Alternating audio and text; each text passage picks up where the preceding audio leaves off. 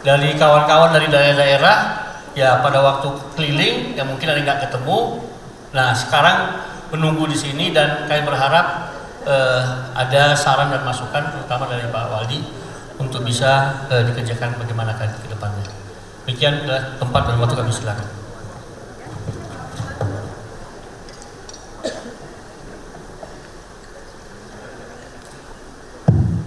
Baik, terima kasih. Karena ditunggu-tunggu tadi katanya Bang, saya salam dulu biar ngecek nih Bang ya. Assalamualaikum warahmatullahi wabarakatuh. Baik, terima kasih. Yang sama kita hormati, kita banggakan Wakil Ketua Umum Kadin Indonesia Bapak Taufan Eko Nugroho yang sudah bersama-sama di tengah-tengah dengan kita.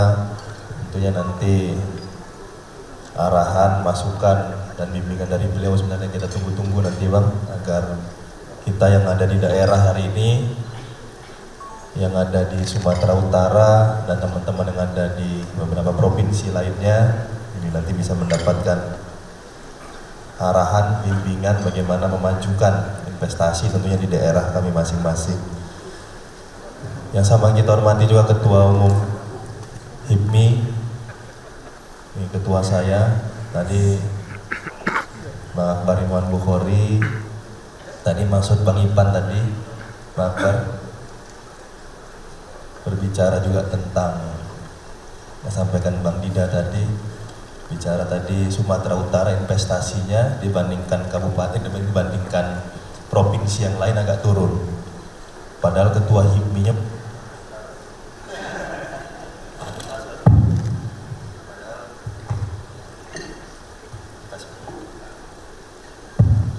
ketua HIPMI-nya udah dari Sumatera Utara, wakil ketua umumnya juga dari Sumatera Utara, kok bisa turun investasi di Sumatera Utara kan gitu Bang. Nah, ini mungkin salah ketua HIPMI juga gitu Bang Ipan ya. Ada peran ketua umum HIPMI gitu ya. Kenapa investasinya agak turun tadi disampaikan. Yang sama kita hormati juga mewakili PJ Gubernur Sumatera Utara, hadir Bapak Sekda Provinsi Sumatera Utara Bapak Arif Asti Trinugroho,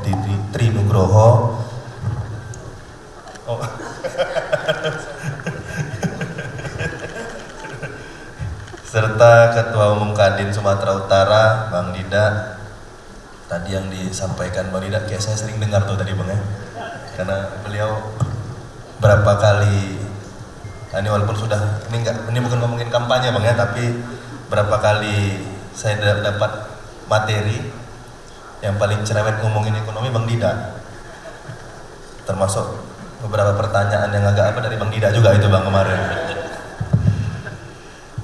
serta Bang Ipan tentunya pemegang 5 provinsi di wilayah Sumatera 1, yang dari 5 provinsi tersebut penyumbangnya 61% untuk di Sumatera ya. Ini kita yakin tahun-tahun depan udah bisa di angka sumbangsinya di atas 61% lagi, itu 70%, dan angkanya menaik gara-gara dipegang Bang Ipan 5 kabupaten, 5 provinsi nantinya. Serta seluruh ketua Kadin provinsi yang hadir dari Provinsi Aceh, Sumatera Barat, dari Lampung, Sumatera Selatan, Kepri yang hadir, serta ketua panitia nih. Nah, ini harus kita sebutkan juga nih, katanya tadi minta sebutkan ketua panitia tapi Prof Kadin Sumatera Utara Bang Moko, serta teman-teman dari Provinsi Sumatera Utara dan Pemko Medan yang hari ini hadir mendampingi Pak Sekda dan mendampingi saya. Saya nggak akan lama-lama nih Bang menyampaikan, walaupun tadi katanya ditunggu-tunggu, tapi saya rasa yang sudah disampaikan dari 2 narasumber kita tadi sudah sangat luar biasa.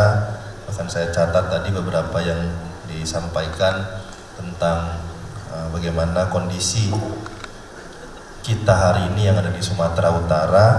Oleh karena itu, karena saya di sini diundang, tadi Bang Ipan nanya saya diundang sebagai siapa, saya sebagai wali kota Medan Bang diundang Bang, jadi Abang tenang Bang, agak aman nih hari ini.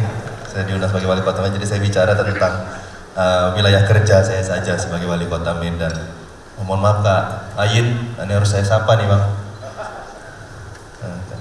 Selain datang sebagai kadin, ini bendara Gerindra Bang, jadi harus saya sapa nih. Nggak kena teguran saya nanti nih Bang. Baik, teman-teman semua yang hadir, tadi yang disampaikan sudah sangat luar biasa. Saya hanya mengambil beberapa poin yang disampaikan terakhir tadi oleh Pak Sekda. Dan ini juga ada nyambungnya sedikit sama yang disampaikan Bang Ipan sebelumnya. Tadi Bang Ipan menyampaikan tentang ketahanan pangan. Untuk mencapai ketahanan pangan, itu harus ada ketangguhan pangan dan ketangguhan nutrisi. Tadi Bapak saya disampaikan Bang Ipan. Dan bagaimana bicara tentang ketahanan pangan, untuk bisa mencapai ketangguhan pangan dan ketangguhan nutrisi ini, bagaimana tadi penyediaan sumber-sumber pangannya ini harus tercukupi terlebih dahulu. Saya ngasih gambaran sedikit saja.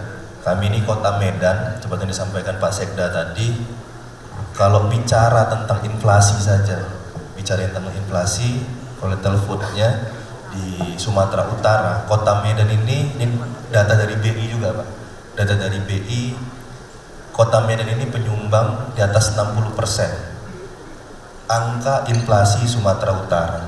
Jadi kalau kemungkinan biasanya kalau pengaruh inflasi itu dari volatile food-nya, itu kenaikan harga pangan di kota Medan sedang terjadi, kemungkinan tadi inflasi pasti akan terjadi di Sumatera Utara, bukan hanya di kota Medan, karena pengaruhnya 60% lebih. Sama kayak wilayah yang Bang pegang tadi, Bang Ipan. Di atas 60% lebih itu mempengaruhi Sumatera Utara inflasinya. Begitu juga ketika harga pangannya mulai stabil, ini juga akan, inflasi juga akan stabil. Makanya setiap minggu sampai dengan hari ini kami masih rapat terus dengan Kementerian Dalam Negeri, bagaimana menjaga, kami di daerah diminta untuk menjaga angka inflasi di daerah. Salah satunya di kota Medan, memang kita adalah kota kota konsumsi Bang. Kami di kota Medan ini bukan daerah penghasil. Area pertanian di kota Medan itu di bawah 1%. Jadi kami bukan daerah penghasil pertanian, kami hanya menunggu hasil-hasil pertanian yang ada di wilayah Sumatera Utara ataupun di daerah luar Sumatera Utara. Permasalahannya seperti disampaikan Pak Sekda tadi, Sumatera Utara memang kita ketahui, tadi disampaikan Pak Sekda, beberapa komoditi pangan sudah surplus untuk produksinya. Hanya beberapa komoditi saja yang masih defisit. Tapi ketika kita bicara angka surplus itu, kadang-kadang kita melihat di lapangan kok tidak ada barangnya, stoknya nggak ada. Bahkan kami yang tadi konsumsinya di atas 60% tadi, susah nyari barangnya, kesulitan. Nah tadi akhirnya setelah kami cari tahu, karena kami daerah tadi Bang, ada daerah penghasil tadi, kita lihat rupanya tadi benar. Hasil-hasil komoditi kita ini banyak yang keluar sebelum dikonsumsi, dihitung betul konsumsi yang dibutuhkan oleh Sumatera Utara ini berapa, termasuk kami di kota Medan, konsumsi yang ada di kota Medan ini berapa, itu belum tercukupi tapi sudah dilempar duluan keluar. Saya nggak ngomongin mungkin di daerah di luar provinsi, tapi sudah dilempar duluan di luar kota Medan. Padahal tadi kalau kita disuruh menjaga inflasi, salah satunya yang harus penuhin dulu stok kami yang ada di kota Medan ini agar inflasi bisa terjaga, angka inflasi bisa terjaga. Kalau ini belum bisa terpenuhi, nah tentunya kebijakan yang kami miliki sebagai kepala daerah tingkat 2 terbatas. Kami sudah mencoba dengan keras waktu itu, salah satunya kami coba bekerja sama. Kami nyoba-nyoba nyontoh-nyontoh sama daerah-daerah yang kinerjanya baik. Kita lihat beberapa, ada kota dan provinsi di bagian di Indonesia yang mencoba yang sama, mungkin case-nya sama kayak kami di kota Medan, dia daerahnya daerah konsumsi, tapi dia coba buka lahan pertanian atau minimal bekerja sama. Kami juga sudah bekerja sama Bang.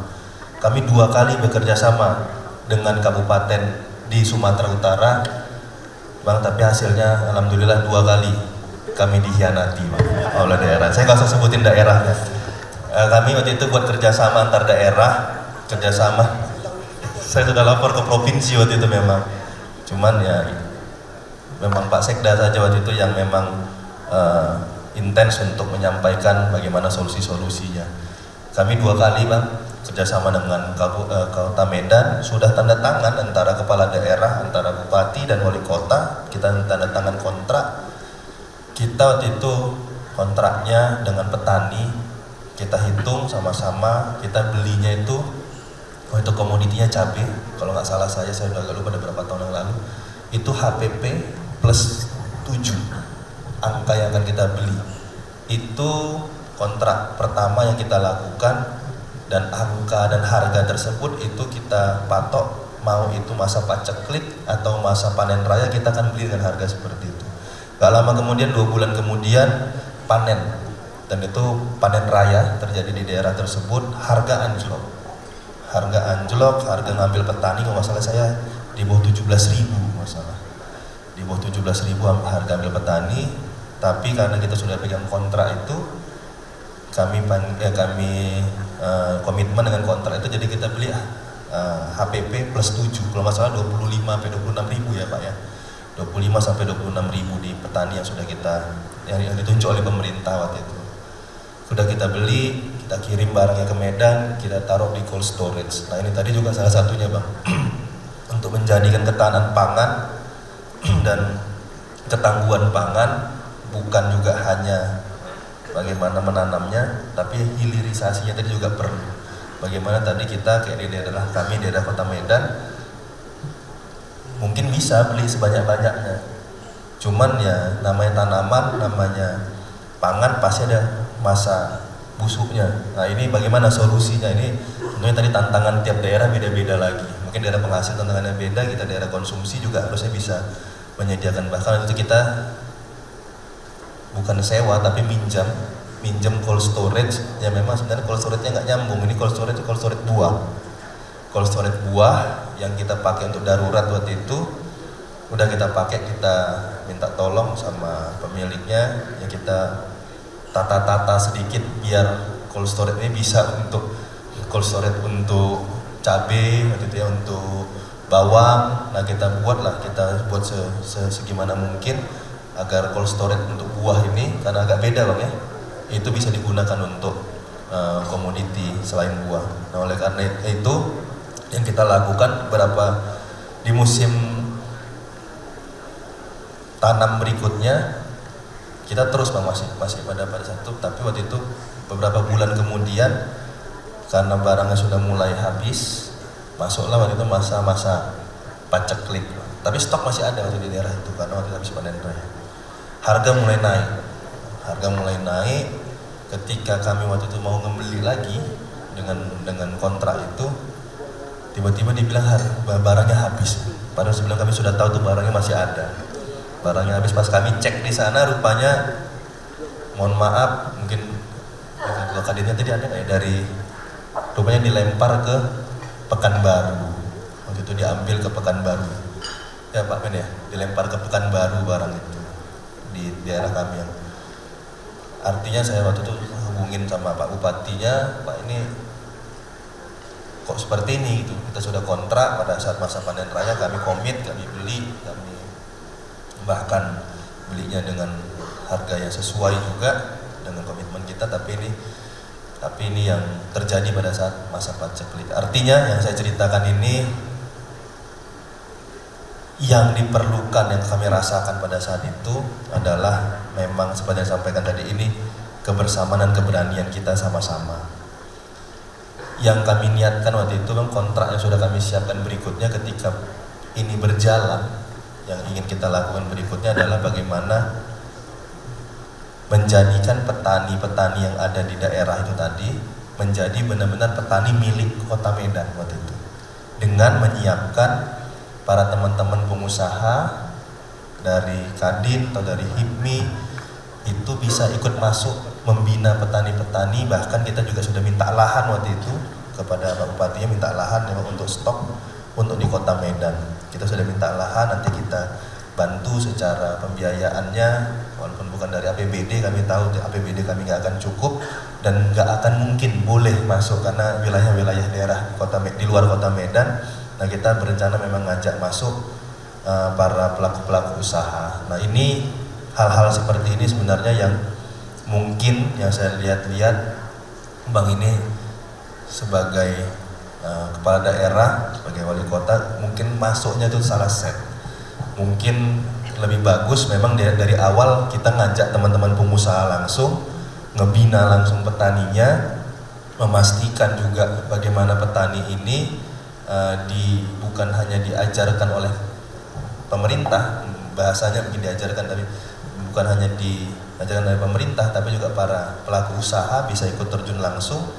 Mungkin bagaimana pembinaannya, pasca panennya, bagaimana ini yang harus bisa kita mulai. Oleh karena itu, dalam kesempatan kali ini ingin saya sampaikan, mungkin singkatnya adalah sebagai pemerintah tentunya poin pentingnya adalah bagaimana menyiapkan kalau kita sudah punya programnya, bagaimana kita menyiapkan program itu bisa dimasuki oleh pihak swasta seperti yang disampaikan Bang Ipan tadi. Kita ingin tentunya pemerintah ini dibantu oleh pihak swasta karena APBD kita mungkin hanya 20% bisa men-trigger. Sisanya adalah bagaimana pengusaha bisa masuk tingkat nasional. Kalau bisa kedepannya nanti sama-sama ada ketum HIPMI di sini dari Sumatera Utara, wakil ketua umum Kadin sudah datang ke Sumatera Utara, sudah datang ke kota Medan. Kita harapkan juga nanti ke depannya banyak berinvestasi di kota Medan, di Sumatera Utara dengan potensi yang sangat luar biasa tadi disampaikan Pak Arif. Hanya bagaimana ke depannya pemerintah ini bisa memberikan fasilitas yang mungkin tadi disampaikan Pak Arif sudah ada Pak ya, kayak semangke dan segala macam. Mungkin yang perlu saya pandangkan sebagai pemerintah ini, sebagai pemerintah mengkoreksi diri kami sendiri tentunya sebagai pemerintah daerah. Mungkin yang perlu dipersiapkan selain infrastruktur tadi, jalan memang sangat penting, tapi infrastruktur pendukungnya yang lain. Kadang-kadang kita mau buat industri, kita ngajak orang berinvestasi, kita mau orang datang ke tempat investasi itu, orang mau bekerja di kawasan itu, tapi kadang-kadang pemerintahnya mempersiapkan fasilitas yang lainnya masih kurang. Contoh misalnya kayak di daerah industri, mungkin mohon maaf Pak ya, saya contohkan di Semangke, yang kerja di sana pasti bawa keluarganya, perlu tempat tinggal. Ini belum ada kira-kira nanti kalau pengusaha masuk sana, industri dikembangkan di sana, pemerintah perannya apa ya untuk menyiapkan tempat tinggalnya. Ini ada ketua RE juga di sini juga kan, nah, sebagai ketua RE juga di sini. Ya minimal walaupun tidak menyiapkan semuanya, adalah kontribusinya, entah menyiapkan infrastrukturnya ya Bang ya, atau menyiapkan ya yang lain-lainnya, tapi ada kontribusinya. Fasilitas kesehatan, nanti kita buat industri di sana, bawa keluarga di sana, anaknya sakit, istrinya sakit, kinerjanya pasti jadi menurun. Ataupun orangnya sendiri yang bekerja di pabrik itu sakit, kinerjanya pasti menurun. Sekolah, pendidikan, kita mau ngajak orang pindah ke sana, kita nyuruh orang pindah ke sana, kita nyuruh orang mau bekerja di satu titik industri di sana, tapi kita pemerintahnya sekolahnya belum kita siapkan. Nanti sekolahnya mungkin jaraknya jauh dari tempat industri itu. Tadi biaya pendidikan jadi tinggi lagi. Uangnya tidak berputar juga nanti untuk di daerah itu. Nah ini yang mungkin sebagai pemerintah ini yang harus sama-sama dengan para pelaku usaha ketika memang ingin kita ajak pelaku usaha, pihak swasta masuk, tentu juga kita harus memberikan pelayanan. Sama kayak kita mau mengadakan acara mungkin Bang, kita mengadakan acara, mau mengundang, kita udah buat acara, kita ngundang orang untuk datang ke acara kita, tapi kalau cuma ada teh manis sama kopi aja nggak ada makanan yang nggak ada yang lain, mungkin orang datang, tapi besok nggak datang lagi kalau kita buat acara. Nah sama mungkin sebagai pemerintah yang kami pikirkan ini harus kita lakukan. Ketika kita mau ngajak orang datang ke Medan, mau ngajak orang investasi di Kota Medan, jangan dia datang sekali, besoknya kapok. Orang masuk ke Kota Medan cuman lihat-lihat, mending kok jadi investasi masih kapok bang, masih ada yang mau masuk. Ini begitu lihat-lihat, cuman sejam 2 jam ngelihat, habis itu cabut ya, mengerikan kata. Ini yang kita ingin, yang tidak kita inginkan. Makanya dalam kesempatan kali ini, kedepannya bukan hanya mengajak para pelaku usaha yang ada di sini untuk bisa sama-sama berinvestasi di Medan, di Sumatera Utara, dan ajak yang teman-teman yang lain, tapi kita juga mengajak sama-sama terlebih dahulu kira-kira dari internal kita yang ada di daerah kita ini sama-sama bisa mengkoreksi. Kami pun di Kota Medan selalu meminta masukan kira-kira apa yang kurang, apa yang perlu kami lakukan untuk benar-benar bisa mengajak, bisa sama-sama investasi itu datang. Di sini ada Pak, sama-sama pernah ke Belanda kita Pak ya, Pak Oni ya, Pak Oni, kita sama-sama pernah ke Belanda untuk ngomongin waktu itu ini bang, TPA ya Pak ya, TPA. Karena waktu itu Pak Dubes Belanda sudah pernah datang ke TPA terjun di Kota Medan, melihat kita sudah ada teknologinya, sudah dilihatin, kita sudah kunjungan ke visit ke pabrik-pabriknya, sudah tahu lah mau diapakan.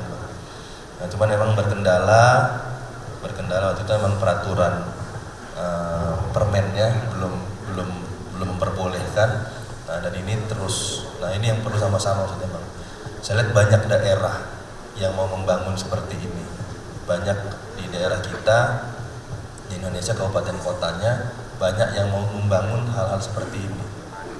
Nah tinggal bagaimana persamaan kita tadi, ayo sama-sama kita ngomong sama pemerintah pusat, ayo sama-sama kita ngomong sama teman-teman pelaku-pelaku yang usaha yang mau ikut serta dalam membangun itu, ayo sama-sama kita dorong agar kebijakan-kebijakan dan program-program seperti ini kalau memang belum diatur, kita bisa ikut serta, bukan ikut serta untuk mengatur, tapi ikut serta memberikan suara agar aturan-aturan yang memperbolehkan kegiatan-kegiatan yang membangun daerah, apalagi keterlibatan antara pemerintah dan swasta ini bisa terjadi. Ini harus sama-sama kita dorong. Dan terakhir sebelum saya tutup, nah ini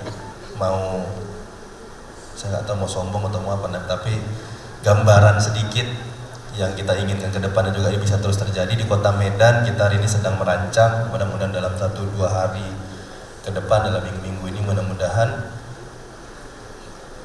kita sudah akan menjadi kota dengan KPBU, kerjasama pemerintah dengan badan usaha, dengan nilai kontrak mudah-mudahan terbesar ya Bang di Indonesia, di atas, kalau nggak salah ya, kita sudah di atas 2 triliun kita kerjasama. Dan ini memang tadi disampaikan karena APBD kita kurang, kita ingin melakukan KPBU kerjasama pemerintah dengan badan usaha. Itu sudah kita lakukan dan ini sudah mudah-mudahan dalam minggu ini bisa kita tindak lanjuti suratnya dan mudah-mudahan bisa dieksekusi. Insya Allah nanti kalau perhitungannya tepat, nanti bulan April, bulan Maret 2025 ini kerjanya sudah bisa dimulai. Nanti yang proyek pertama di Kota Medan yang menggunakan KPBU, nggak pakai uang pemerintah, dibayar duluan di sini, investasinya baik dari teman-teman dari swasta, nanti baru kita pengembaliannya di akhir.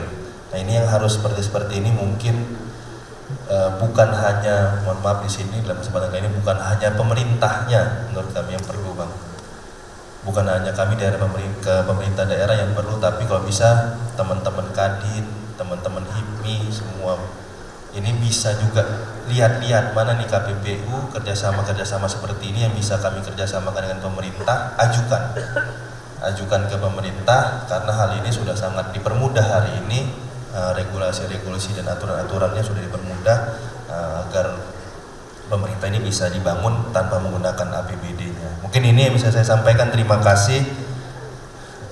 Sekali lagi terima kasih. Assalamualaikum warahmatullahi wabarakatuh. Jadi Pak Wali kalau taking kontrak